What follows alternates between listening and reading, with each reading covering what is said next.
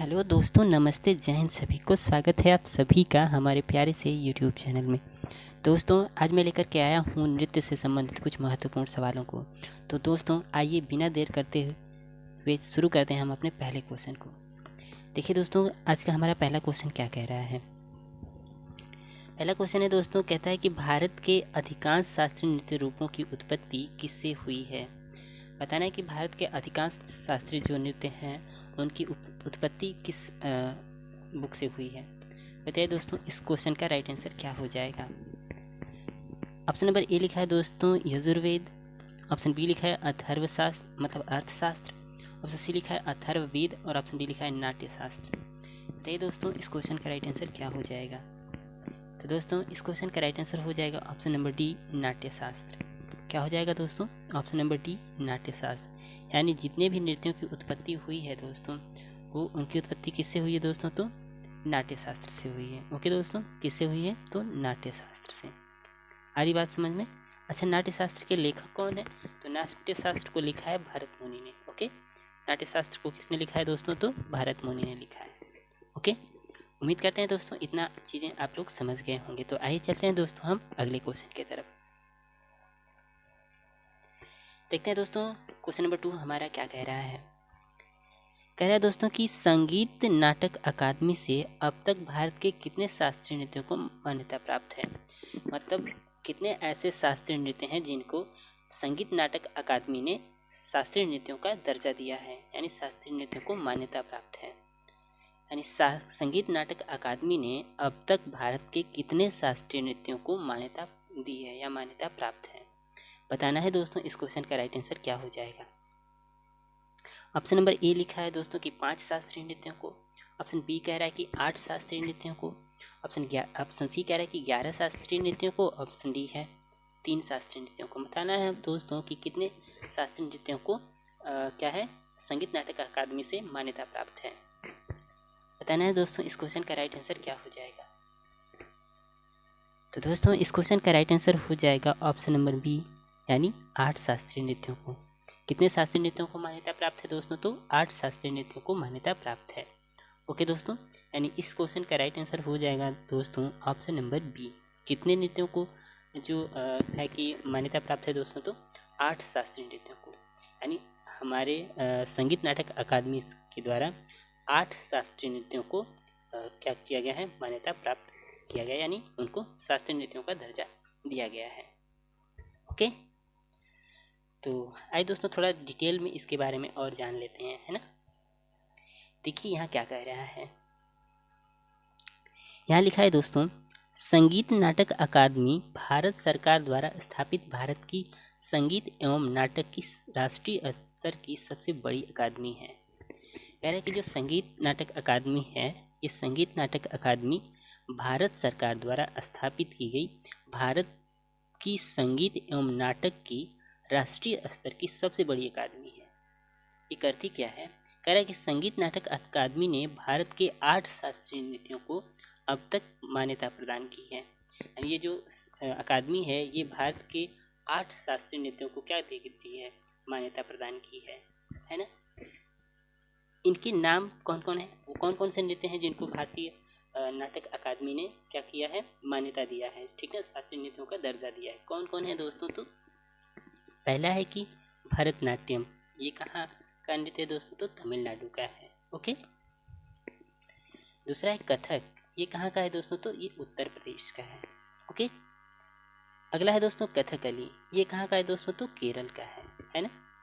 अगला है दोस्तों कुचिपुड़ी, ये कहाँ का है, आंध्र प्रदेश का है ना। ये आंध्र प्रदेश का क्या है दोस्तों, तो शास्त्रीय नृत्य है।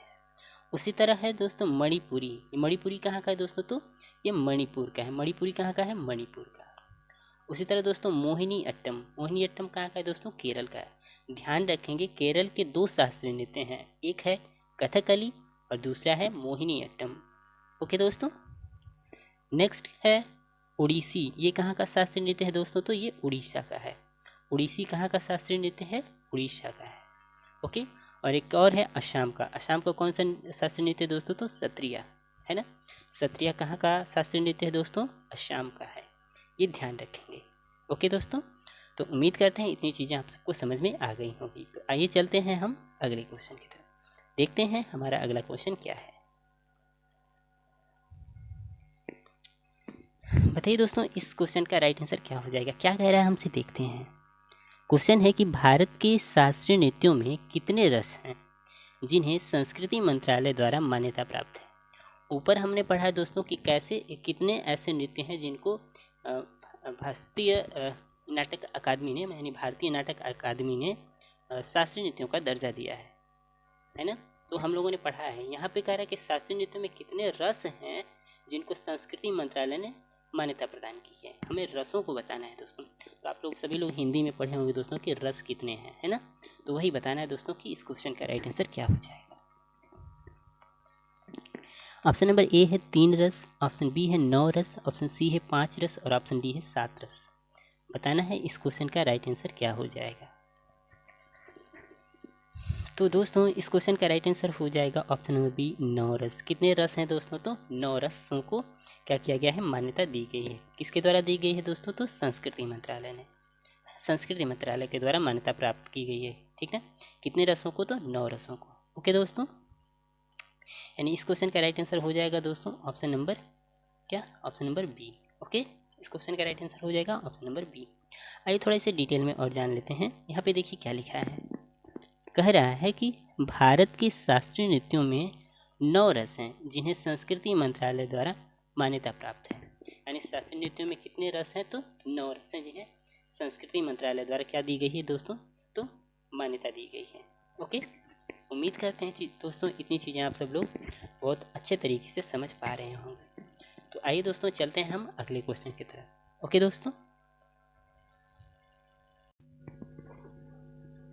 दोस्तों यदि ये सेशन पसंद आ रहा हो तो एक लाइक ज़रूर कर दें और अपने दोस्तों में भी इसे शेयर ज़रूर करें। ओके दोस्तों, तो आइए चलते हैं हम अगले क्वेश्चन की तरफ, देखते हैं हमारा अगला क्वेश्चन हमसे क्या कह रहा है। अच्छा, यहाँ ये भी जान लेते हैं दोस्तों कि आखिर वो 9 रस हैं कौन कौन, ठीक ना। उनके बारे में थोड़ा और जान लेते हैं। देखिए यहाँ पे क्या लिखा है कि भारत के शास्त्रीय नृत्यों में जो 9 रस हैं वो रस कौन कौन से हैं दोस्तों। तो देखिए पहला है श्रृंगार रस, आप लोगों ने पढ़ा होगा। हास्य रस, करुण रस, रौद्र रस, वीर रस, भयानक रस, विभत्स रस, अद्भुत रस और शांत रस। अच्छा, इनके क्या होते हैं दोस्तों ना, ये रस के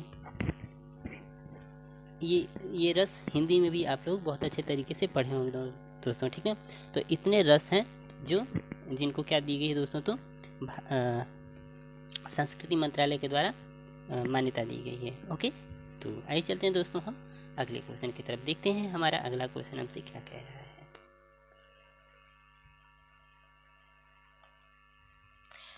दोस्तों हिंदी में ना हमसे रस और उनके अस्थाई भाव भी पूछ लेता है। ओके दोस्तों, तो अस्थाई भाव हमें याद होना जरूरी है। अस्थाई भाव क्या होता है दोस्तों, जैसे यहाँ पे लिखा है श्रृंगार रस का पूछ देता है अस्थाई भाव क्या होता है, तो हमें बताना होता है कि प्रेम होता है। हास्य रस का अस्थाई भाव क्या है, तो हास होता है। करुण रस का अस्थाई भाव क्या होता है, तो शोक होता है। रौद्र रस का अस्थाई भाव क्या होता है, तो क्रोध होता है, ठीक है।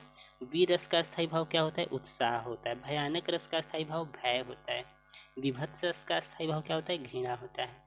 अद्भुत रस का आश्चर्य और शांत का निर्वेद होता है। ये चीज़ें भी आप ध्यान रखेंगे, ये ऐसे क्वेश्चन अक्सर हिंदी में हमसे पूछ लेता है, तो इसे भी हम ध्यान रखेंगे। ओके दोस्तों, आइए चलते हैं हम अगले क्वेश्चन की तरफ, देखते हैं हमसे अगला क्वेश्चन क्या पूछ रहा है। कह रहा है कि निम्न में से किस में भारतीय नृत्य शैलियों का संदर्भ पाया जाता है। यानी कौन सी ऐसी बुक है जिसमें भारतीय नृत्यों का वर्णन किया गया है। बताना है दोस्तों इस क्वेश्चन का राइट आंसर क्या हो जाएगा। ऑप्शन ए लिखा है दोस्तों अभंग, ऑप्शन बी लिखा है नाट्यशास्त्र, ऑप्शन सी लिखा है कामसूत्र, ऑप्शन डी लिखा है ब्रह्मसूत्र। बताना है दोस्तों इस क्वेश्चन का राइट आंसर क्या हो जाएगा। तो दोस्तों इस क्वेश्चन का राइट आंसर हो जाएगा नाट्यशास्त्र, है ना। यानी जितने भी नृत्य हैं, जितने शास्त्रीय नृत्य हैं, उन सभी का वर्णन किस में किया गया है दोस्तों, तो नाट्यशास्त्र में किया गया है। ओके, इन सभी नृत्य शैलियों का वर्णन किस में पाया गया है दोस्तों, तो नाट्यशास्त्र में पाया जाता है। ओके, तो इस क्वेश्चन का राइट आंसर हो जाएगा दोस्तों ऑप्शन नंबर बी, यानी कि नाट्यशास्त्र। ओके, यानी नाट्यशास्त्र इस क्वेश्चन का राइट आंसर हो जाएगा, इसे हम ध्यान रखेंगे। आइए दोस्तों थोड़ा इसके बारे में और भी डिटेल में हम जान लेते हैं, आखिर है क्या ये, है ना। आइए थोड़ा इसके बारे में और डिटेल में जानते हैं। देखिए, कह रहा है दोस्तों कि नाट्य शास्त्र प्रदर्शन कलाओं में एक संस्कृत पाठ है। नाट्य शास्त्र को भरत मुनि ने लिखा है। पूछ देता है दोस्तों को नाट्य शास्त्र के लेखक कौन है, तो हमें बताना होगा कि नाट्य शास्त्र के लेखक कौन है, तो भरत मुनि है। ठीक है, नाट्य शास्त्र को किसने लिखा है दोस्तों, तो भरत मुनि ने लिखा है। आगे कह रहा है दोस्तों कि नाट्य शास्त्र में प्रदर्शन कलाओं का वर्णन करने वाले कुल 6000 काव्य छंदों के साथ 36 अध्याय हैं। कह रहा है कि नाट्य शास्त्र में प्रदर्शन कलाओं का वर्णन करने वाले कुल 6000 काव्य छंद हैं, उनके साथ साथ 36 अध्याय भी हैं। ठीक है, आ रही बात समझ में दोस्तों। यानी नाट्य शास्त्र को किसने लिखा है, तो भरत मुनि ने लिखा है ना। और जितने भी नृत्य हैं हमारे शास्त्र, जितने नृत्य हैं, इन सब का वर्णन कहाँ देखने को मिलता है, तो भरत मुनि द्वारा लिखित नाट्य शास्त्र में। ठीक है, और नाट्य शास्त्र में कुल कितने काव्य हैं, छंद हैं दोस्तों, तो 6000 काव्य छंद हैं। और उसमें अध्याय कितने हैं, तो 36 अध्याय हैं। इसे भी हम क्या करेंगे दोस्तों, तो ध्यान रखेंगे। ओके, उम्मीद करते हैं दोस्तों ये चीज़ें समझ में आ गई होगी। तो आइए चलते हैं दोस्तों अगले क्वेश्चन की तरफ। देखते हैं हमारा अगला क्वेश्चन हमसे क्या कह रहा है। क्वेश्चन नंबर 5 है दोस्तों। देखिए क्या कहता है। कहता है कि भारतीय नृत्य का कौन सा शब्द संस्कृत शब्द से लिया गया है। यानी भारतीय नृत्य का ऐसा कौन सा शब्द है जो संस्कृत शब्द से लिया गया है और जिसका शाब्दिक अर्थ होता है कि, क्या शाब्दिक अर्थ होता है, की ओर ले जाना, यानी किसी की ओर ले जाना, इसका अर्थ होता है। इन सभी ऑप्शन में से 4 ऑप्शन दिए गए हैं आप सबके सामने। कह रहा है कि इन सभी ऑप्शन यानी नृत्यता, लास्य, तांडव और अभिनय, इन सब में से किसका अर्थ है की ओर ले जाना। यह एक संस्कृत शब्द है। कौन सा, इन चारों में से वो एक संस्कृत शब्द है और उसका अर्थ होता है की ओर ले जाना, किसी की ओर ले जाना। बताइए दोस्तों इस क्वेश्चन का राइट आंसर क्या हो जाएगा। यानी किस शब्द का शाब्दिक अर्थ है की ओर ले जाना। बताइए दोस्तों इस क्वेश्चन का राइट आंसर क्या हो जाएगा। जल्दी से आंसर कमेंट करके बताइए दोस्तों इस क्वेश्चन का राइट आंसर क्या हो जाएगा। तो दोस्तों इस क्वेश्चन का राइट आंसर हो जाएगा ऑप्शन नंबर डी, अभिनय, है ना। अभिनय का मतलब होता है की ओर ले जाना, है ना दोस्तों। अभिनय का अर्थ क्या होता है, की ओर ले जाना। ओके दोस्तों, उम्मीद करते हैं ये चीज़ें आप सबको समझ में आ गई होगी। यानी इस क्वेश्चन का राइट आंसर हो जाएगा दोस्तों ऑप्शन नंबर डी। ओके, अभिनय का अर्थ क्या है, की ओर ले जाना, ये हम ध्यान रखेंगे। तो दोस्तों आइए चलते हैं हम अगले क्वेश्चन की तरफ, देखते हैं हमारा अगला क्वेश्चन क्या कह रहा है। क्वेश्चन नंबर 6 से दोस्तों देखते हैं क्या कहता है। कह रहा है कि शास्त्रीय नृत्य की तकनीक को लगभग 5वीं शताब्दी ईसा पूर्व में किसके द्वारा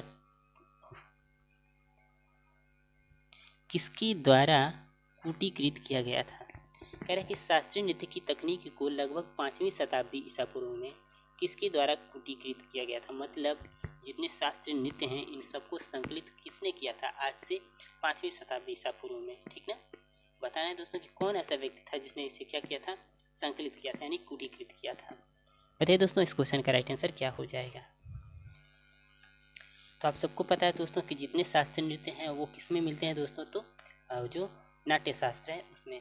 और आप सबको पता है कि नाट्य शास्त्र के लेखक कौन है। बताइए दोस्तों इनमें से कौन सा राइट आंसर हो जाएगा। ऑप्शन नंबर ए में लिखा है शूद्रक, ऑप्शन बी में लिखा है भरत, ऑप्शन सी में लिखा है चाणक्य और ऑप्शन डी में लिखा है कल्हड़। बताइए दोस्तों इस क्वेश्चन का राइट आंसर क्या हो जाएगा। तो आप सबको पता है दोस्तों कि भरतनाट्यम को किसने लिखा है, भरत मुनि ने लिखा है ना। यानी जितने भी सभी शास्त्रीय नृत्य हैं उनका संकलन कहाँ मिलता है दोस्तों, किसने कूटीकृत किया था, किसने संकलित किया था, तो भरत ने किया था, यानी भरत मुनि ने किया था। ओके दोस्तों, इस क्वेश्चन का राइट आंसर हो जाएगा ऑप्शन नंबर बी। ओके दोस्तों, उम्मीद करते हैं ये चीज़ें आप लोगों को समझ में आ गई होंगी।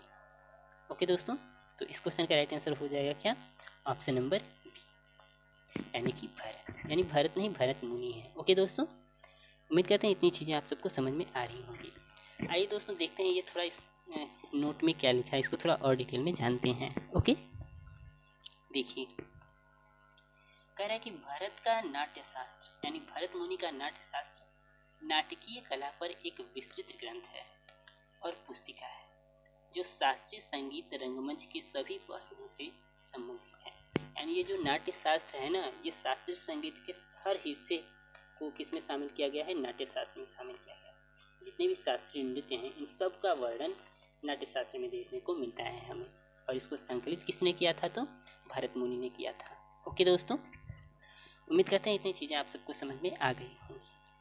तो चलिए दोस्तों, चलते हैं हम अगले क्वेश्चन की तरफ। ये क्या, हाँ चलिए बताइए दोस्तों, इस क्वेश्चन का राइट आंसर क्या हो जाएगा। कह रहा है कि भारतीय नृत्य के किस रूप को कोमल और महिला प्रस्तुति के कोमल और महिला प्रस्तुति के लिए उपयुक्त कहा जाता है।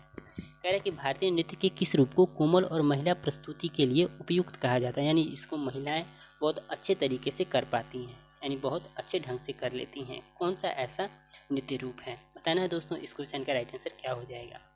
ऑप्शन ए में लिखा है कि नृत्य, ऑप्शन बी में लिखा है तांडव, ऑप्शन सी में लिखा है लास्य और ऑप्शन डी में लिखा है नृत्य। बताइए दोस्तों, इस क्वेश्चन का राइट आंसर क्या हो जाएगा। कह रहे हैं कि भारतीय नृत्य के किस रूप को कोमल और महिला प्रस्तुति के लिए उपयुक्त कहा जाता है। बताइए दोस्तों, इस क्वेश्चन का राइट आंसर क्या हो जाएगा। तो दोस्तों, इस क्वेश्चन का राइट आंसर हो जाएगा ऑप्शन नंबर सी लास्य। क्या हो जाएगा दोस्तों? ऑप्शन नंबर सी लास्य, है ना। इस क्वेश्चन का राइट आंसर क्या हो जाएगा दोस्तों? तो ऑप्शन नंबर सी लास्य। आइए दोस्तों, थोड़ा और डिटेल में इसे जानते हैं, ठीक है। क्या क्वेश्चन था कि भारतीय नृत्य के किस रूप को कोमल और महिला प्रस्तुति के लिए उपयुक्त कहा जाता है। तो कौन सा वो नृत्य रूप है दोस्तों? तो लास्य। इसे कौन करता है? महिलाएं करती हैं। ओके, आइए दोस्तों थोड़ा और डिटेल में जानते हैं। यहाँ पे देखिए लिखा है क्या। कह रहा है कि भारतीय नृत्यों को दो मूल पहलू हैं, यानी जितने भी भारतीय शास्त्रीय नृत्य हैं उनके दो मूल पहलू हैं। कौन कौन है? पहला है तांडव, एक है तांडव। तांडव में क्या होता है? गति और लय होती है। तांडव में क्या होता है? एक निश्चित गति होती है और लय होती है। जबकि लास्य में क्या होता है दोस्तों? अनुग्रह होता है और भाव होता है और रस होता है। लास्य में कौन कौन से होते हैं दोस्तों पहलू? तो अनुग्रह, भाव और रस। जबकि तांडव में गति और लय होती है। ये चीज़ें हम ध्यान रखेंगे। भारतीय शास्त्रीय नृत्यों के कितने मूल पहलू हैं दोस्तों? तो दो हैं, एक है तांडव और एक है लास्य। तांडव में गति और लय को ध्यान रखा जाता है, लास्य में अनुग्रह, भाव और रस को ध्यान में रखा जाता है। ओके, उम्मीद करते हैं दोस्तों इतनी चीज़ें आप लोग समझ में आ रहा होगा। ओके, तो आइए चलते हैं दोस्तों अगले क्वेश्चन की तरफ, देखते हैं हमारा अगला क्वेश्चन क्या कह रहा है। क्वेश्चन अगला है दोस्तों, क्या कहता है देखिए। कह रहा है कि ब्रिटिश औपनिवेशिक सरकार द्वारा भरतनाट्यम पर प्रतिबंध कब लगाया गया था। कह रहा है कि ब्रिटिश औपनिवेशिक सरकार द्वारा भरतनाट्यम पर प्रतिबंध कब लगाया गया था।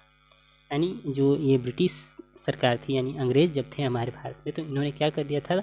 भरतनाट्यम पर प्रतिबंध लगा दिया था कि कोई भी भरतनाट्यम नहीं करेगा, है ना। बैन कर दिया था। कब किया गया था बैन, ये हमें बताना है ना। कि ब्रिटिश औपनिवेशिक सरकार द्वारा भरतनाट्यम पर प्रतिबंध कब लगाया गया था। बताइए दोस्तों, इस क्वेश्चन का राइट आंसर क्या हो जाएगा। ऑप्शन ए दिया है कि 1885, ऑप्शन बी है 1857, ऑप्शन सी है 1910 और ऑप्शन डी है 1927।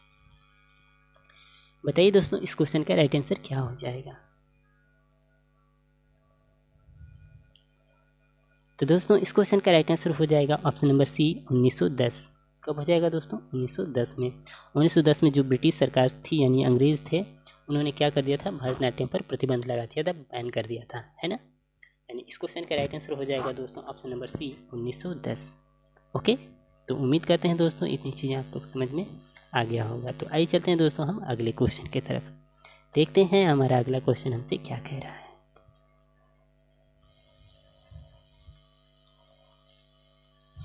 बताइए दोस्तों, इस क्वेश्चन का राइट आंसर क्या हो जाएगा। क्वेश्चन नंबर 9 क्या कहता है दोस्तों, देखिए।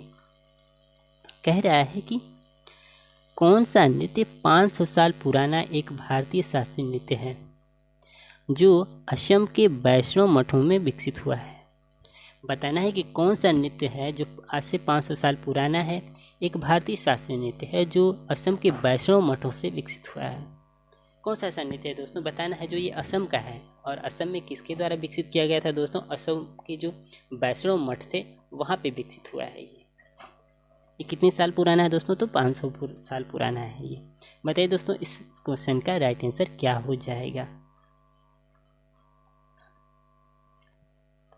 ऑप्शन नंबर ए लिखा है दोस्तों कुचिपुड़ी, ऑप्शन बी लिखा है भरतनाट्यम, ऑप्शन सी लिखा है सत्रिया नृत्य और ऑप्शन डी लिखा है मोहिनीअट्टम नृत्य। बताना है दोस्तों इस क्वेश्चन का राइट आंसर क्या हो जाएगा। तो साथियों इस क्वेश्चन का राइट आंसर हो जाएगा ऑप्शन नंबर सी सत्रिया। क्या हो जाएगा दोस्तों? सत्रिया। सत्रिया कहाँ का है? आप सबको पता है कि असम का है और ये कब विकसित हुआ था? आज से 500 साल पहले। कहाँ पर विकसित हुआ था? असम के वैष्णो मठों से विकसित हुआ था ये। ओके दोस्तों, तो उम्मीद करते हैं ये चीज़ें आप सब लोग समझ में आ रहा होगा। असम के बहुत सारे नृत्य हैं, जैसे बिहू है, बिहू बहुत फेमस डांस है, ठीक है, असम का। और सत्रिया तो आप सबको पता है कि सत्रिया क्या है, यहाँ का शास्त्रीय नृत्य है। ओके दोस्तों, इतनी चीज़ें हम लोगों ने समझ लिया था। तो आइए चलते हैं दोस्तों अगले क्वेश्चन की तरफ, देखते हैं हमारा अगला क्वेश्चन क्या है। बताइए दोस्तों इस क्वेश्चन का राइट आंसर क्या हो जाएगा। जल्दी से इस क्वेश्चन का आप लोग आंसर कमेंट करके बताइए। क्या क्वेश्चन कह रहा है? देखिए, कह रहा है कि कला क्षेत्र शैली, सुनिए ध्यान से, कह रहा है कला क्षेत्र शैली किस भारतीय शास्त्रीय नृत्य शैली से संबंधित है। जो ये कला क्षेत्र है, ये कला क्षेत्र शैली किस भारतीय शास्त्रीय नृत्य शैली से संबंधित है। बताना है दोस्तों कला क्षेत्र शैली किस भारतीय शास्त्रीय नृत्य शैली से संबंधित है। बताना है इस क्वेश्चन का राइट आंसर क्या हो जाएगा। बताइए दोस्तों इस क्वेश्चन का राइट आंसर क्या हो जाएगा। ऑप्शन नंबर ए लिखा है ओडिसी, ऑप्शन बी लिखा है कथक, ऑप्शन सी लिखा है कुचिपुड़ी और ऑप्शन डी लिखा है भरतनाट्यम। बताइए दोस्तों इस क्वेश्चन का राइट आंसर क्या हो जाएगा। करें कला क्षेत्र शैली किस भारतीय शास्त्रीय नृत्य शैली से संबंधित है। बताना है दोस्तों इस क्वेश्चन का राइट आंसर क्या हो जाएगा। तो दोस्तों इस क्वेश्चन का राइट आंसर हो जाएगा ऑप्शन नंबर डी भरतनाट्यम। क्या हो जाएगा दोस्तों? Option number D Bharatanatyam. यानी कला क्षेत्र शैली किससे संबंधित है दोस्तों? तो भरतनाट्यम से संबंधित है। ये चीज़ें हम ध्यान रखेंगे। ओके दोस्तों, कला क्षेत्र शैली किस भारतीय शास्त्रीय नृत्य से संबंधित है? तो भरतनाट्यम से संबंधित है। अच्छा, भरतनाट्यम कहाँ का ये शास्त्रीय नृत्य है, आप सबको पता है? पता है तो जल्दी से कमेंट करके बताइए आपको कमेंट बॉक्स में। भरतनाट्यम कहाँ का शास्त्रीय नृत्य है? तो अभी आगे हम लोगों ने पढ़ा है, पीछे पढ़ा है हम लोगों ने कि भरतनाट्यम कहाँ का शास्त्रीय नृत्य है। तो भरतनाट्यम दोस्तों कहाँ का है? तो ये तमिलनाडु का है। ओके, ध्यान रखेंगे। आइए चलते हैं दोस्तों अगले क्वेश्चन की तरफ, देखते हैं हमारा अगला क्वेश्चन हमसे क्या कह रहा है।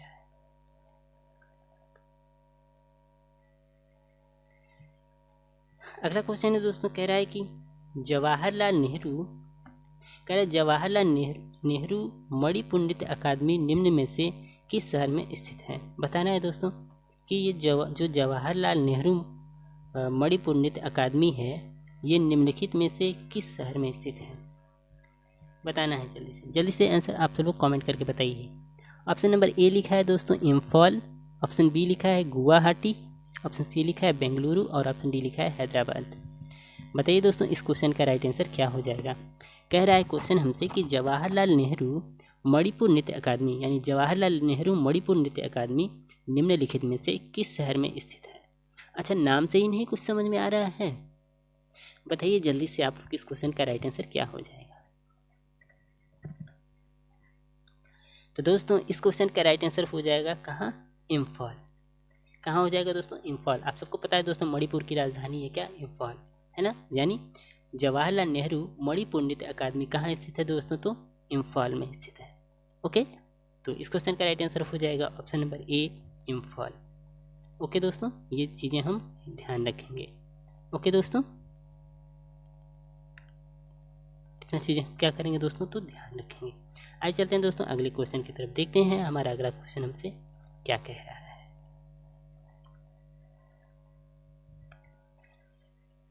बताइए दोस्तों इस क्वेश्चन का राइट आंसर क्या हो जाएगा। क्वेश्चन नंबर 12 आपसे क्या कह रहा है, बताइए जल्दी इस क्वेश्चन का राइट आंसर क्या हो जाएगा। कह रहा है कि भारत का पहला पारंपरिक नृत्य कौन सा है जिसे थिएटर कला के रूप में नए सिरे से तैयार किया गया और इसे देश और विदेश दोनों में व्यापक रूप से प्रदर्शित किया गया। कह रहा है कि भारत का पहला पारंपरिक नृत्य कौन सा है जिसे थिएटर कला के रूप में नए सिरे से तैयार किया गया और इसे देश और विदेश दोनों में व्यापक रूप से प्रदर्शित किया गया। बताइए दोस्तों इस क्वेश्चन का राइट आंसर क्या हो जाएगा। बताना है वो कौन सा नृत्य है जिसे थिएटर कला के रूप में नए सिरे से तैयार किया गया है और इस नृत्य को देश और विदेश दोनों में व्यापक रूप से प्रदर्शित किया गया है। ऑप्शन नंबर ए लिखा है दोस्तों कुचिपुड़ी, ऑप्शन बी लिखा है कथकली, ऑप्शन सी लिखा है मणिपुरी और ऑप्शन डी लिखा है भरतनाट्यम। बताइए दोस्तों इस क्वेश्चन का राइट आंसर क्या हो जाएगा। तो दोस्तों इस क्वेश्चन का राइट आंसर हो जाएगा, बताइए दोस्तों कौन सा हो जाएगा। इस क्वेश्चन का राइट आंसर हो जाएगा ऑप्शन नंबर डी भरतनाट्यम। कौन सा है दोस्तों वो नृत्य, तो भरतनाट्यम है, जिसे देश विदेश तक फैलाया गया है ना। कहाँ तक फैलाया गया, देश विदेश तक फैलाया गया है ना। इसका व्यापक रूप कहाँ तक प्रदर्शित है दोस्तों, भरतनाट्यम का देश विदेश तक प्रचलित है ये। ओके, इसे थिएटर कला के रूप में भी विकसित किया गया है, ये हम ध्यान रखेंगे। ओके, आइए चलते हैं दोस्तों अगले क्वेश्चन की तरफ, देखते हैं हमारा अगला क्वेश्चन क्या कह रहा है। क्वेश्चन नंबर 13 देखते हैं दोस्तों। बताइए इस क्वेश्चन का राइट आंसर क्या हो जाएगा। कह रहा है कि निम्नलिखित में से कौन सा नृत्य मंदिरों को समर्पित है। आपसे पूछ सकता है दोस्तों कि कौन सा ऐसा नृत्य है जिसे मंदिरों को समर्पित किया गया है या जो मंदिरों को समर्पित है, और इसे पहले सादिर के नाम से भी जाना जाता था। कौन सा ऐसा नृत्य है जो मंदिरों को समर्पित है और जिसे पहले सादिर के नाम से भी जाना जाता था, ये हमें बताना है। बताइए दोस्तों इस क्वेश्चन का राइट आंसर क्या हो जाएगा। निम्नलिखित में से कौन सा नृत्य है जो मंदिरों को समर्पित है और इसे पहले सादिर के नाम से भी जाना जाता था। ऑप्शन नंबर ए लिखा है दोस्तों भरतनाट्यम, ऑप्शन बी लिखा है कथक, ऑप्शन सी लिखा है कथकली और ऑप्शन डी लिखा है मणिपुरी। बताना है दोस्तों इस क्वेश्चन का राइट आंसर क्या हो जाएगा, बताइए जल्दी से। तो दोस्तों इस क्वेश्चन का राइट आंसर हो जाएगा ऑप्शन नंबर ए मणिपुरी, है ना। क्या हो जाएगा, option number A Manipuri. Answer तो यहीं दिख रहा था, है ना। हाँ, आंसर यहीं दिख रहा था। ओके दोस्तों, तो इस क्वेश्चन का राइट आंसर हो जाएगा ऑप्शन नंबर ए भरतनाट्यम, है ना। इस क्वेश्चन का राइट आंसर क्या हो जाएगा, ऑप्शन नंबर ए भरतनाट्यम। आइए दोस्तों थोड़ा और डिटेल में इसे जान लेते हैं, आखिर ये है क्या, है ना। इसे थोड़ा और डिटेल में जानते हैं। देखिए क्या कह रहा है। कह रहा है कि सादिर भरतनाट्यम का नाम है, यानी भरतनाट्यम को ही हम किस नाम से जानते थे दोस्तों, तो सादिर के नाम से जानते हैं। ओके, आगे कह रहा है कि भरतनाट्यम की उत्पत्ति तमिलनाडु में हुई है ना, यानी ये तमिलनाडु का शास्त्रीय नृत्य है। अभी हमने बताया इसकी उत्पत्ति कहाँ हुई है दोस्तों, तो तमिलनाडु में हुई थी। आगे कह रहा है कि भरतनाट्यम एक एकल नृत्य है, मतलब इसमें एक ही कोई व्यक्ति होता है जो डांस करता है ना। यह नहीं कि कई लोग मिलकर के डांस करें, ऐसा नहीं है। यह एक एकल नृत्य है, सिंगल नृत्य है। विशेष रूप से महिलाओं द्वारा किया जाता है। इसमें कौन सी एक महिला होती है जो नृत्य करती है। ओके दोस्तों, उम्मीद करते हैं ये चीज़ें आप लोगों को समझ में आ गई होंगी। आपसे पूछ सकता है दोस्तों कि सादिर के नाम से किसे जाना जाता है, तो हमें बता देना होगा कि भरतनाट्यम को। और भरतनाट्यम कैसा नृत्य है, तो एकल नृत्य है। इसमें केवल एक ही महिला होती है जो डांस करती है। ओके, उम्मीद करते हैं दोस्तों इतनी चीज़ें आप लोगों को समझ में आ गई होंगी। तो आइए चलते हैं हम अगले क्वेश्चन की तरफ, देखते हैं हमारा अगला क्वेश्चन हमसे क्या कह रहा है। अगला क्वेश्चन है दोस्तों, देखिए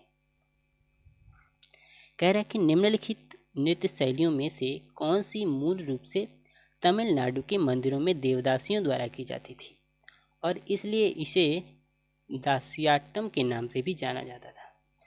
बताना है दोस्तों कि कौन सा ऐसा नृत्य है जो तमिलनाडु के मंदिरों में देवदासियों द्वारा किया जाता था और इसे दासियाट्टम के नाम से भी जाना जाता था। इसीलिए मतलब ये दासियों द्वारा किया जाता था, इसीलिए इसे क्या कहा जाता था, दासियाट्टम के नाम से भी जाना जाता था। आखिर वो कौन सा नृत्य है, बताना है आप सबको। बताइए दोस्तों इस क्वेश्चन का राइट आंसर क्या हो जाएगा। कौन सा ऐसा नृत्य है जो तमिलनाडु के मंदिरों में विकसित हुआ था, यानी वो मंदिरों में देवदासियों द्वारा किया जाता था, इसीलिए इसे दासियाट्टम के नाम से भी जानते हैं। तो दोस्तों इस क्वेश्चन का राइट आंसर हो जाएगा ऑप्शन नंबर बी भरतनाट्यम को, है ना। भरतनाट्यम कहाँ विकसित हुआ था दोस्तों, तमिलनाडु में विकसित हुआ था। किसके द्वारा, मंदिरों में देवदासियों द्वारा किया जाता था, है ना। इसीलिए इसे दासियाट्टम के नाम से भी जानते हैं। अच्छा, इसे एक और नाम से अभी आगे पढ़ा है हम लोगों ने, सादिरट्टम के नाम से भी जानते हैं, है ना। किसको, भरतनाट्यम को। भरतनाट्यम को किस नाम से जानते हैं, सादिरट्टम के नाम से भी जानते हैं। ओके, इतना ध्यान रखेंगे। आइए थोड़ा और डिटेल में इसके बारे में जानते हैं। कह रहा है दोस्तों दासी अट्टम मुख्यतः द्रविड़ों द्वारा विकसित एक प्राचीन नृत्य शैली है। ओके, आगे कह रहा है कि दासी अट्टम अन्य शास्त्रीय नृत्य रूपों की तरह नाट्य शास्त्र से उत्पन्न हुआ है। मतलब इसका वर्णन भी नाट्य शास्त्र में देखने को मिलता है। आगे ये ध्यान से देखेंगे दोस्तों। कह रहा है कि रुक्मिणी देवी पहली थीं जिन्होंने दासी अट्टम के स्तर को देवदासियों द्वारा किए जाने वाले नृत्य से ऊपर उठाया। मतलब पहले तो इसे देवदासियां किया करती थीं, लेकिन वो पहली महिला थी कौन? रुक्मिणी देवी, जिन्होंने इसे देवदासियों से ऊपर उठाया। मतलब अब केवल देवदासियां नहीं करेंगी बल्कि कोई भी नृत्य इसे कर सकता है, और पहली बार करने वाली कौन थी? तो रुक्मिणी देवी थी। ओके, ये चीज़ें हम ध्यान रखेंगे। ओके, तो दोस्तों एक और क्वेश्चन है, इस क्वेश्चन का आंसर आप लोग जल्दी से कमेंट करके बताइएगा, ये आप सबका होमवर्क है। ओके दोस्तों, कह रहा है कि भरतनाट्यम पारंपरिक रूप से किस प्रकार के संगीत के लिए किया जाता था? बताना है दोस्तों, इस क्वेश्चन का राइट आंसर क्या हो जाएगा? भरतनाट्यम पारंपरिक रूप से किस प्रकार के संगीत के लिए किया जाता था? ऑप्शन ए है बॉरगीत संगीत, ऑप्शन बी कह रहा है कि शास्त्रीय नट संगीत, ऑप्शन सी कह रहा है हिंदुस्तानी संगीत, और ऑप्शन डी कह रहा है कर्नाटक संगीत। बताना है इस क्वेश्चन का राइट आंसर क्या हो जाएगा। ये आप सबका HW है। ओके, ये आप सबका होमवर्क है। इस क्वेश्चन का आंसर आप लोग कमेंट करके बताएंगे। तो दोस्तों उम्मीद करते हैं ये चीज़ें आप सबको पसंद आ गई होंगी या बहुत अच्छी लग रही होंगी। ये चीज़ें अभी बहुत सारे क्वेश्चन हम लेकर के आएंगे दोस्तों इसी तरह के। तो यदि ये चीज़ें पसंद आ रही हैं आप सबको तो एक लाइक ज़रूर कर दें और अपने दोस्तों को भी शेयर ज़रूर करें। ओके दोस्तों, और अभी तक हमारे चैनल पे आप नए हैं तो इस चैनल को सब्सक्राइब ज़रूर कर लें। Thank you.